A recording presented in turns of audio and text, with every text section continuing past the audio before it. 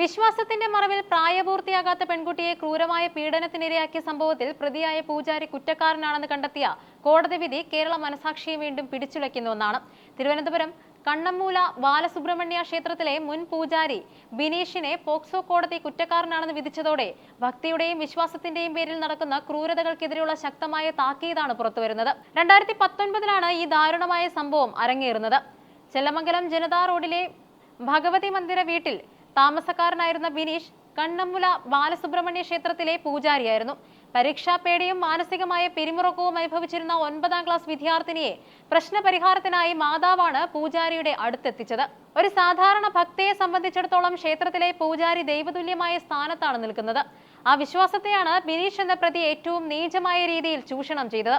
പെൺകുട്ടിയെ പരിശോധിച്ച പ്രതി കുട്ടിക്ക് ബാധയുണ്ടെന്നും അത് ഒഴിപ്പിക്കാൻ പ്രത്യേക പൂജകൾ ആവശ്യമാണെന്നും മാതാവിനെ വിശ്വസിപ്പിച്ചു. പൂജയ്ക്കായി കുട്ടിയെ തനിച്ചു വിടണമെന്ന പ്രതിയുടെ നിർദ്ദേശം മാതാവ് അംഗീകരിച്ചതോടെയാണ് പീഡന പരമ്പരകൾക്ക് തുടക്കമായത്. സാധാരണ ലൈംഗിക പീഡനങ്ങളിൽ നിന്നും വ്യത്യസ്തമായി അങ്ങേയറ്റം വൈകൃതവും ക്രൂരവുമായ ശാരീരിക പീഡനമുറകളാണ് പ്രതി പെൺകുട്ടിക്കെതിരെ പ്രയോഗിച്ചത്.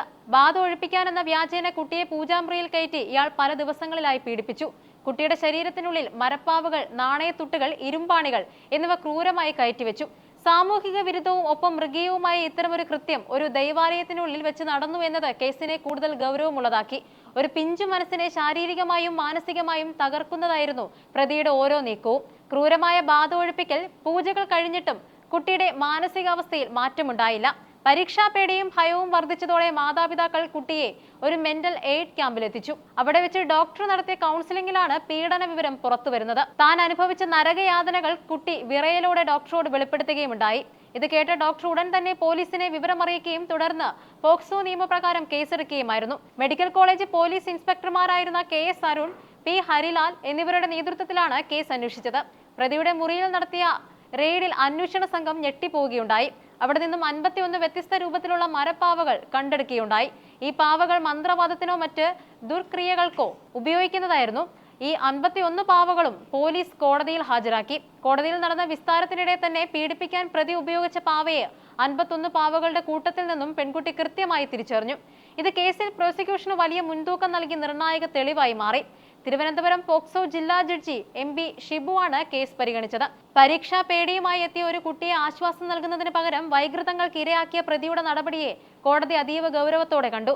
പ്രോസിക്യൂഷന് വേണ്ടി public prosecutor Kattayikonam KJ Ajith Prasad, advocate Bindu VC എന്നിവർ ഹാജരായി. വാദമുഖങ്ങളും തെളിവുകളും പരിശോധിച്ച കോടതി ബിനീഷ് കുറ്റക്കാരനാണെന്ന് കണ്ടെത്തി. പ്രതിയെ നിലവിൽ റിമാൻഡ് ചെയ്തിരിക്കുകയാണ്. ശനിയാഴ്ച പ്രതിക്കുള്ള ശിക്ഷാവിധി കോടതി പ്രഖ്യാപിക്കും. പരമാവധി ശിക്ഷ തന്നെ പ്രതിക്ക് ലഭിക്കുമെന്നാണ് നിയമവിദഗ്ധരും പൊതുസമൂഹവും കരുതുന്നത്. ഈ കേസ് സമൂഹത്തിന് നൽകുന്ന മുന്നറിയിപ്പുകൾ നിരവധിയാണ്. മാനസിക പ്രശ്നങ്ങൾക്കോ പഠന വൈകല്യങ്ങൾക്കോ പരിഹാരമായി മന്ത്രവാദികളെയോ കപട ആത്മീയവാദികളെയോ സമീപിക്കുന്നത് അപകടകരമാണ്. ശാസ്ത്രീയമായ ചികിത്സയും കൗൺസിലിംഗുമാണ് ഇത്തരം സാഹചര്യങ്ങളിൽ നൽകേണ്ടത്. കുട്ടികൾക്ക് എന്തെങ്കിലും അസ്വസ്ഥതകൾ ഉണ്ടാകുമ്പോൾ അവരോട് സംസാരിക്കാനും അവർ പറയുന്നത് കേൾക്കാനും മുതിർന്നവർ സമയം കണ്ടെത്തണം. മതസ്ഥാപനങ്ങളായാലും വിദ്യാലയങ്ങളായാലും കുട്ടികൾ സുരക്ഷിതരാണെന്ന് ഉറപ്പുവരുത്തേണ്ടത് രക്ഷിതാക്കളുടെ കടമയാണ്.